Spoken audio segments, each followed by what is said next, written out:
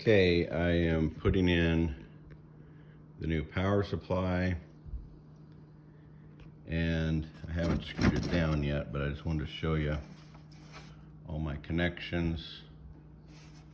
And I checked these wires are all tight. I got that one, this ground is connected, the white, the black,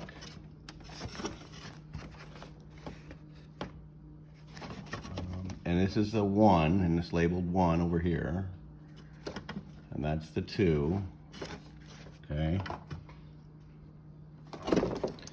And I have all these connections over here, so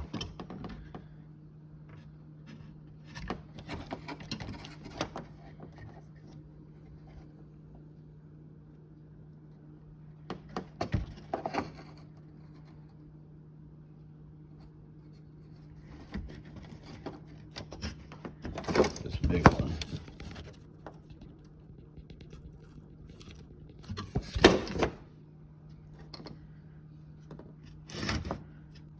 So that's all there. I haven't attached it, and I can do that. Put the lid on. I'll do that here in a minute.